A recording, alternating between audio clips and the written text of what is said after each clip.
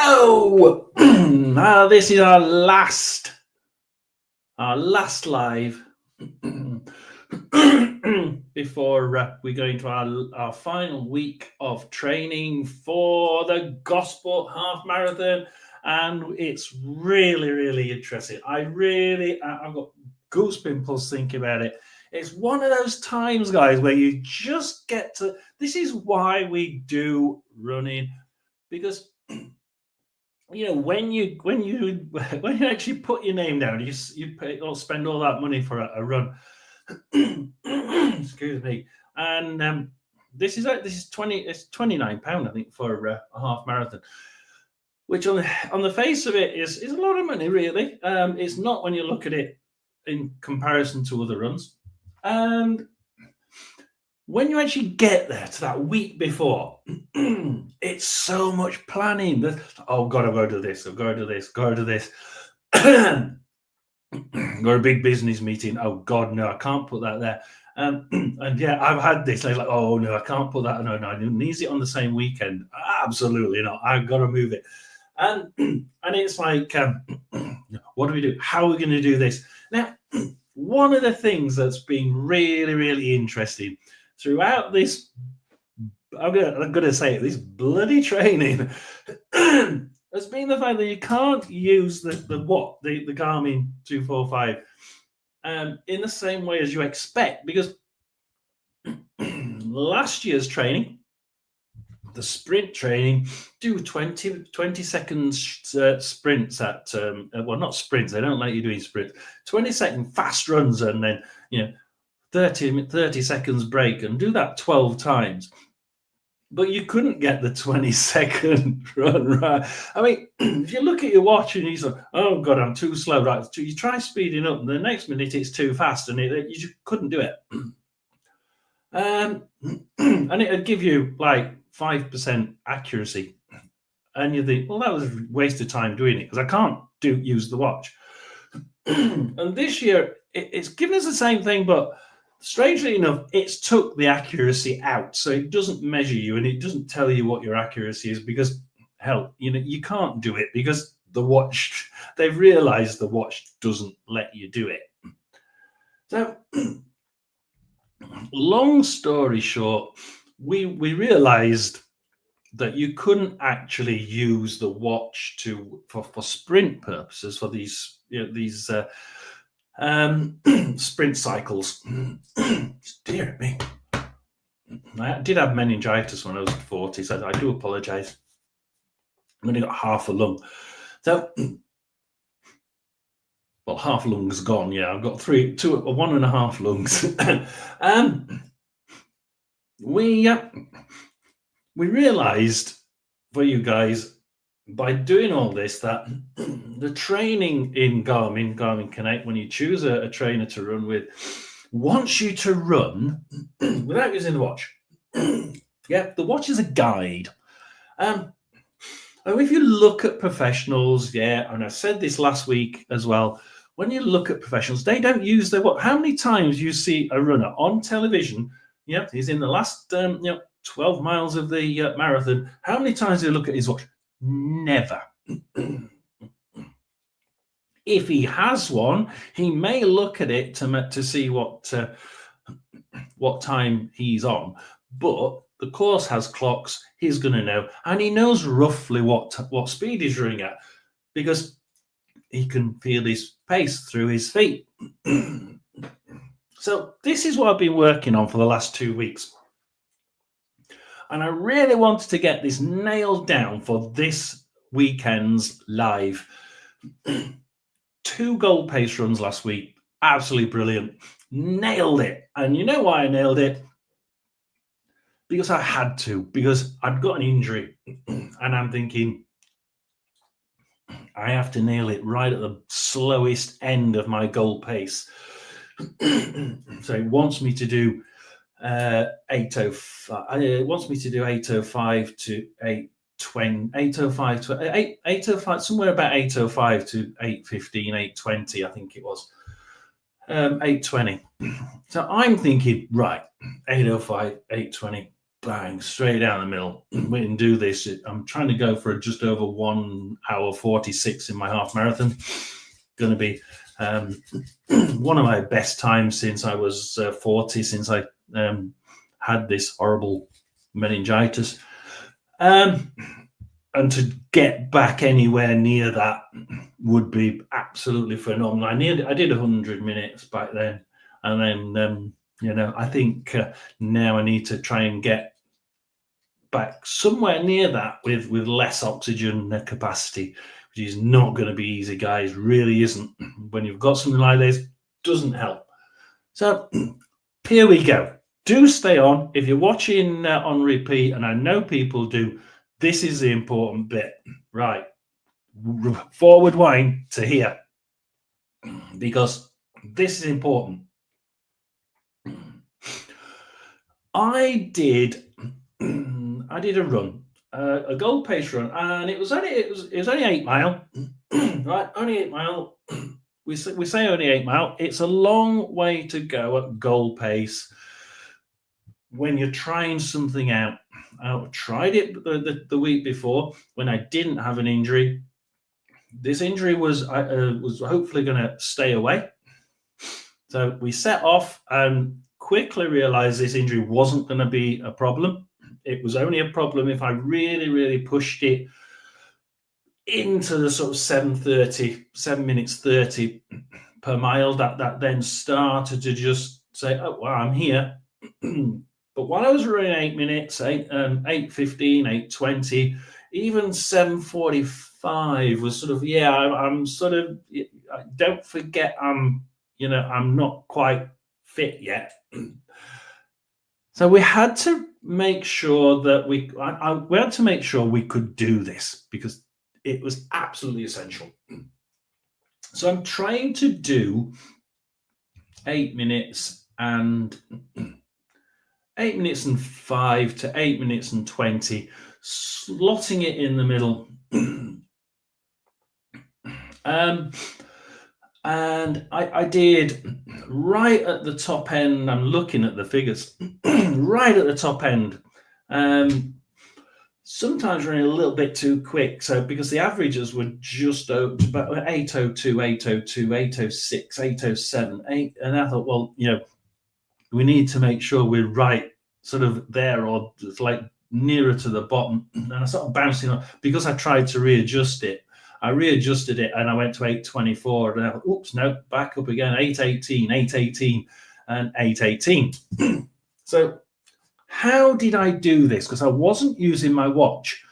As in, I wasn't constantly looking at it. I was checking it every, probably twice a mile, because I needed to know how I could time this using just my feet and either music or thought. Now, I'd used music the couple of times before, and I realized that, try as I might, my music beat is somewhere between 176 and 185. Now I can choose one song and just completely play one song, get me to about 185. But then, do I want to run this race in one complete steady run?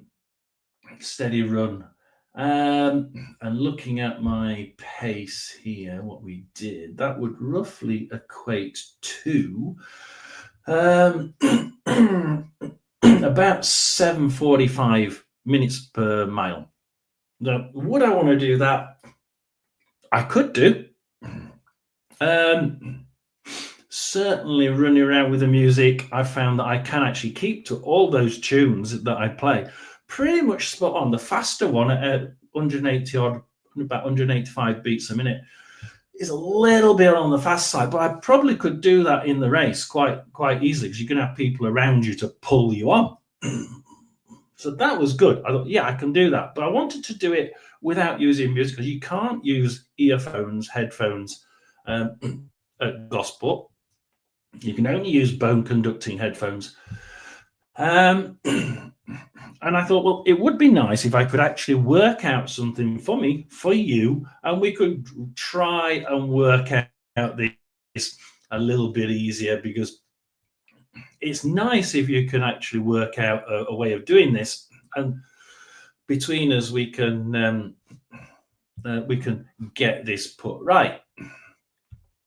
Just have to go. My internet's just dropped extremely low. Let me just move it for you guys. So we'll be back in a minute. Don't go away. Absolutely don't go away. This is really important that you listen. Yeah, really important you listen. So don't go away if you're on repeat. So that's a little bit better. Oh, that's better. Yeah. So what I did is I ran using my feet, right? And I'm very, very good at counting seconds. 1, 2, 3, 4, 5. Yeah, and I realized that I could go 1, 2, 3, 1, 2, 3, 1, 2, 3, 1, 2, 3. And I can do that whenever I want, and I can do it constantly, or I can do it in little bits, and we'll do 100 yards. Just make sure we're doing about 3 paces per second. 1, 2, 3, 1, 2, 3. And I realize that there's certain things happening with the feet while I'm counting 1, 2, 3. Most of that time is my short stroke medium length. So a 1, 2, 3 pace, nice and steady. I call it a 3 medium. I've called it a 3 medium on my database here. But 1, 2, 3, nice and medium or short, whatever you want to call it, but it's not stretching the stride. Gives me 8 minutes 15. I'm 6 foot tall, exactly. A little bit overweight, not too much. 87 pounds and 86 pounds, something like that. Oh dear, I'm going to get the internet. Bloody internet, come back.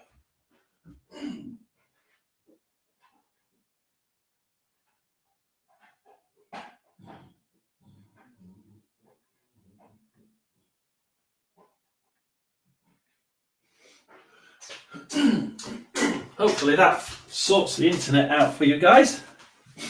For heaven's sake, the internet's still playing up. Right, okay. Hopefully we carry on with this. I do want to get this done, and I do want you to understand this. It is critical. So I realized 3 steps, nice and short, medium, not pushing it basically. So 3 steps per second, nice and steady, not pushing the length. I could do 8:15. And I also realized I could do it for ages. This training has really, really helped me do this. I couldn't have even thought about doing that. I was nearer to 9 minutes at the beginning of 2013 2023 when I got my watch. Absolutely, 9 minutes was where I was trying to sort of constant, and I managed to get quite quickly to doing 9 minutes per mile as long as I want. But to try and get nearer to 8, it's taken a lot of time, and this Garmin training has helped me do this. I will absolutely tell you that. But 8:15, 3 strides per second, nice and medium, nice and short, whichever one you call it. And I tried a couple of other bits of running in the cool down. So what we did is we extended this run.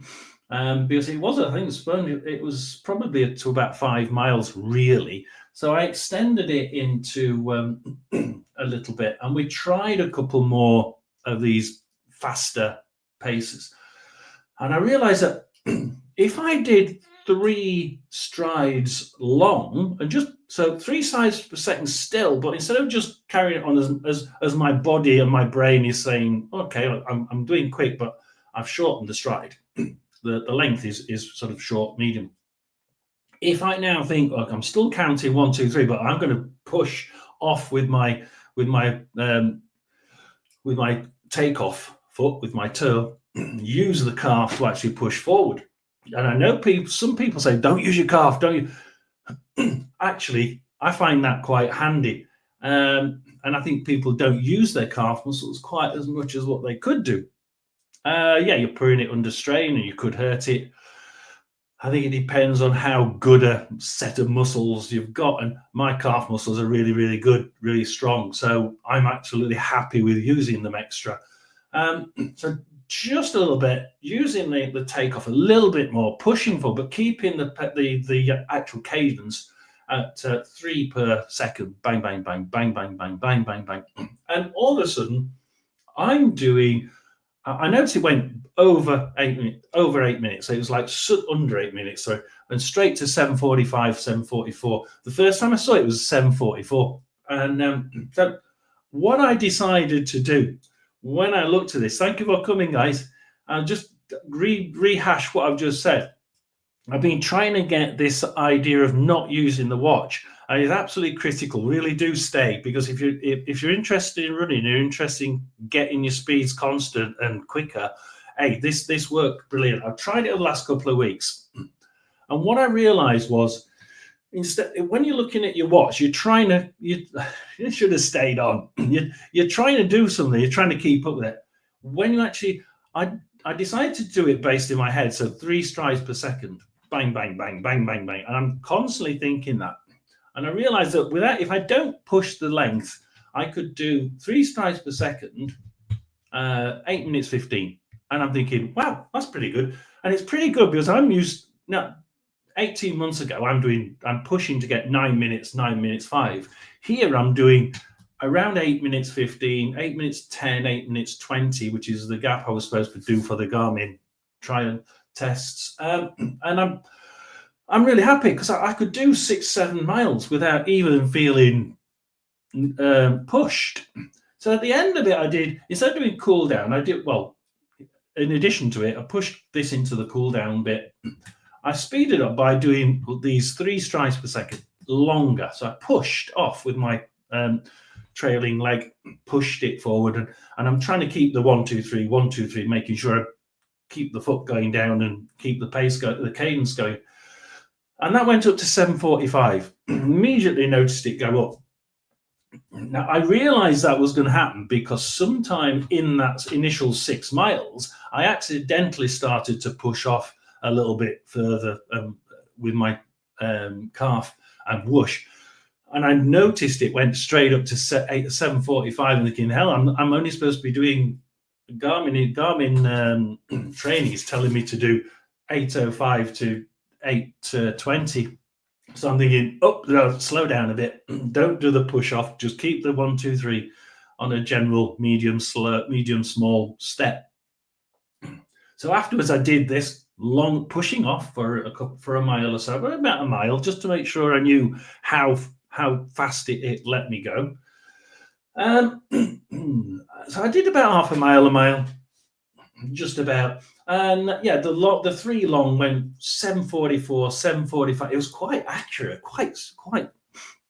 Once you've got that in your head, 1, 2, 3, 1, 2, 3, you realize if you mumble it in your head while you're running, hang on, I'm a bit slow. Let's speed up a bit. Yep. 1, 2, 3. Oh, that's better. Yep. And I realized that you could keep it pretty much down in that middle, and you didn't need to look at your watch, which is what Garmin training is bloody trying to be telling me for the last 18 weeks.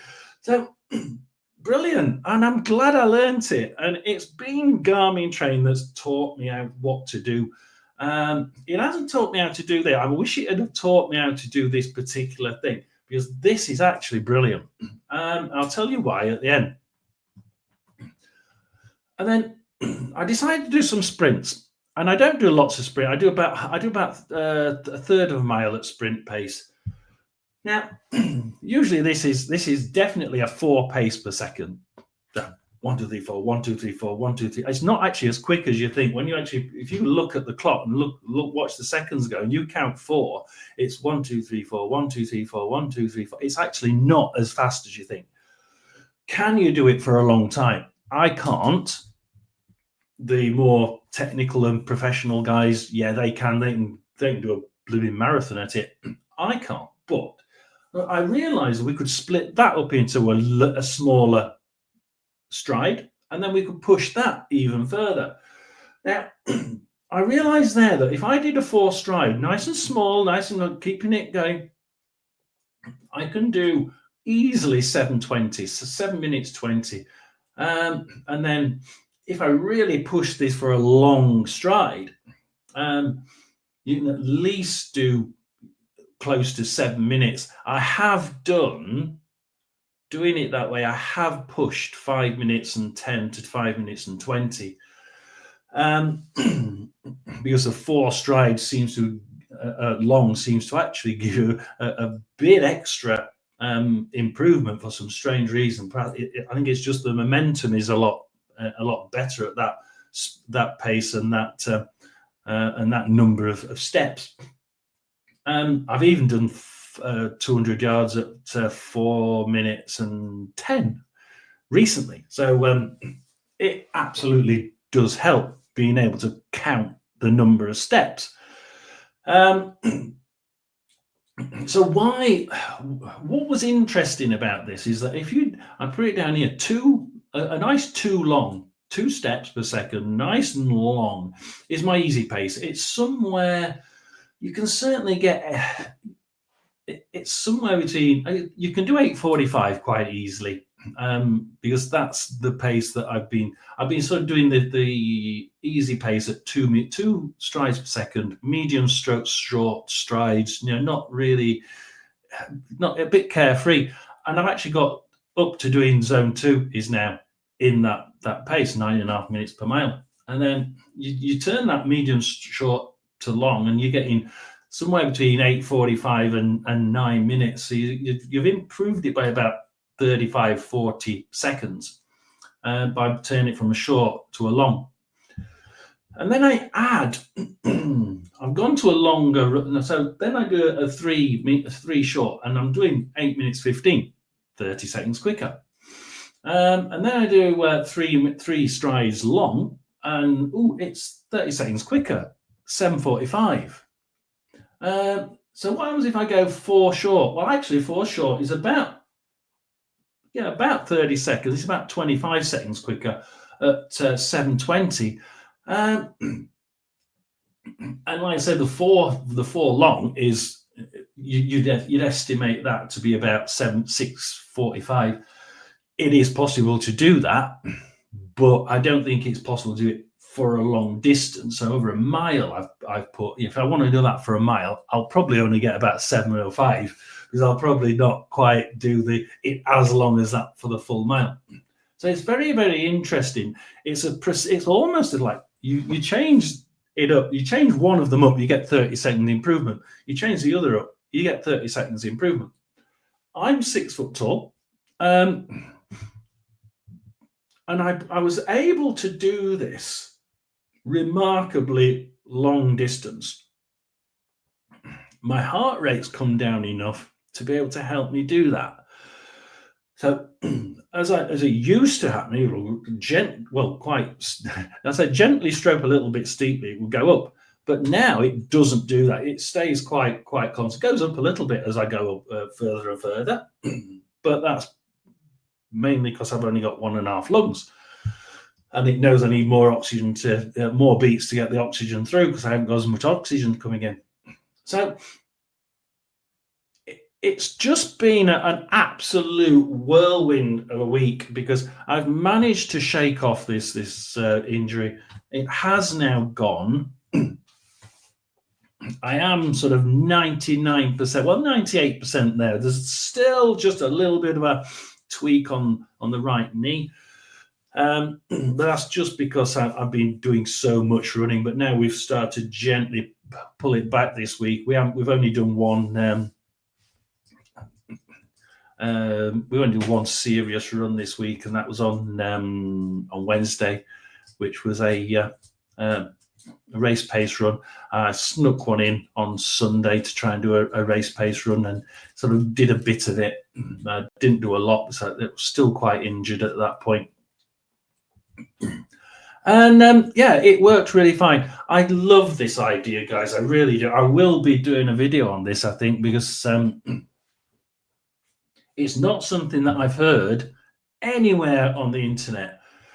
And yet you don't have to do it constantly. You don't have to run constantly. Although if you're trying to do a 2-hour marathon, half marathon, for instance, you're a beginner, you're trying to just beat 2 hours for your half marathon.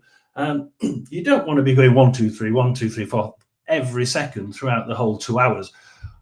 Oh my God, can you imagine doing that? But what you can do is you can just think it in your head if you want. Every so often, just think it in your head. Yeah, that sounds cool. Yeah, I'm about. What I would say is open up your clock on your computer now, and just look at the seconds ticking and go 1, 2, 3. That's not that bad, is it? 1, 2, 3, 1. I could do that. And every mile, could I? Yeah, every mile, if I could just go 1, 2. Why is that better than music? This is the critical point. This is where I want us to get through. This is the bit that is equally as important. A lot of people say, well, use music. But the problem is, I quickly found that I was doing it the wrong way right at the beginning. I was going fast and then gradually getting slower and slower. And it would just drop off the end. And I realized that actually starting slower and getting faster was way better. I got halfway. I was getting halfway on my 10-mile runs, just over halfway, 6 miles on my 10-mile run. And getting better and better. I was actually just behind on time, but I was feeling so much better. I was feeling so much more energized. The second 4, the last 4 miles just went really well. And I'm doing the last 4 miles getting quicker and quicker. And I ended up finishing quicker. And I'm thinking, hell, this is the right way of doing it. But you can't do that with me. How do you do that with music? You'd have to sort of work out a set of music that's slower and then put a set of music in next that's a little bit quicker. And then finish with these tunes that are a lot quicker than that. But then you've got to up the speed, and you've got to do it in perhaps you're following the music. Hopefully you're following me. You're following the music, which is not as easy to do as looking at that signpost there, which you know is on 2 miles, or that if you're in the race, that signpost there that says you have just done 3 miles. Oh, over there's 4 miles. You can just see it in the distance. And you know that on 3 miles, for instance, on Sunday, I'm hoping on as I finish the 5th mile, I want to move from doing a 3 steps short to a 3 steps long. So as I get into the village on the seafront, I want to go from doing a 3 strides, nice and short, medium, to pushing it a little bit for 2 miles. Just 2 miles, I'm going to push it. 3 short goes to 3 long. Yeah. And then I start doing the 4. And just 4 steps per second. And I'm going to do that short, nice and short. So it's less effort for me. I find it, if I move up from a 3 long, that's quite an effort. But when I go to a 4 short, it's almost like it's not quite as much effort. And I really do fly on it. It'll only be when I go 4 long for the last, I'm hoping for the last mile of 4 long. But that's almost sprinting. And whether I can do that for a full mile, probably not. I will wait until about halfway, half a mile, 3/4 of a mile, and see how far I can do. Last year, I did quite well in that. The year before, I did dreadful. And this old man, this 75-year-old, just went, well, no, bye, I'll carry on. I'll meet you at the finish line. He'd gone. So I'm really enthusiastic to use this. I'm really enthusiastic to try it out in the Gosport Half Marathon, which is on Sunday, guys. Please do. If you haven't, if you're thinking about doing one last minute, Gosport Half Marathon is flat. There's one hill, and it's literally, 18 meters high. It's just you run up the cliff and then back down again to get into the car park. So the front road goes up a cliff, back down again, and into the car park. It's literally it's hundreds of yards long and just up a little bit and down. It's a steep slope, if you like, up the cliff and then back down again. So it's not great. It's not great steep. It's mostly flat. So brilliant course, brilliant to run.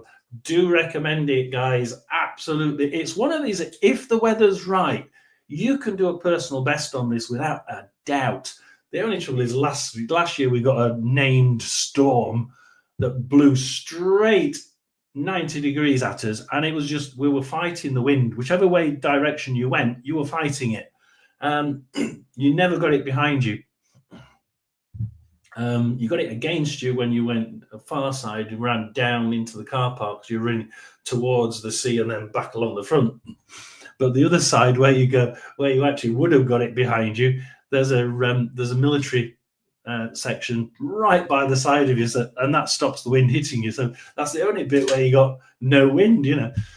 So it was a dreadful wind last year, but we're hoping for better this year. We've got high pressure coming right on the weekend. We're hoping for good weather. It looks like it will be. Maybe a bit of drizzle, but I tell you what, I'd love a bit of drizzle if it's going to be nice and warm. Well, for winter anyway. Please do come along. Please enjoy the atmosphere. Please do cheer everybody along if you're local. If you're not, come down and join in. Sign up. It's an absolute brilliant run. It's Gosport Half Marathon. It's on the coast. It's near to Portsmouth. It's sort of just outside Fareham. Do recommend it. Please come along. Please have a go. It's one of the best half marathons I've done. And I've had some ropey ones, really. I really have had some ropey ones. The Mansfield one was like this, dunk, like a sharp uphill and then gentle downhill. So you could never recover coming down. It was absolute pain in the neck. And you look at this, oh, Jesus, look at that hill. There are ones I wouldn't like to do. I'll probably never do the Mansfield one again. But the Gosport one, absolutely.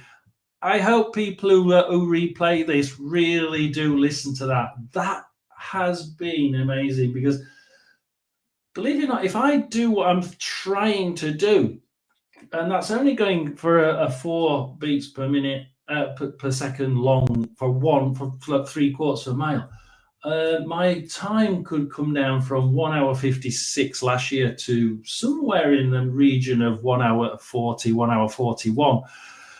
I don't expect to finish that quick. Hell, if I could finish on an average of 7 minutes 46, that would be bloody brilliant. But my times have been hovering on tempo and goal pace. They've been showing that I can actually do a 7:45, 8:15 for quite a distance, and relatively easy. And now, in the last 2 weeks, it's shown that I can actually do that, knowing and keeping up to date with the in my head. 1 second, 1 second, 1 second, 1, 2, 3, 1, 2, 3, 1. Let's speed it up and go to 4. 1, 2, 3, 4. 1, 2, 3, 4. 1, 2, 3, 4. And you don't have to be spot on to a second, guys. Yeah, if you count slower or you count quicker, naturally, that's great, because you'll know what you're trying to achieve 3 a second, for instance, and you're actually counting 3 in 1.2 seconds. Then as long as that's always what you do, 3 every 1.2 seconds, you can judge that throughout the long training run, throughout the race that you're doing, and it will help you to keep tabs on what you're doing.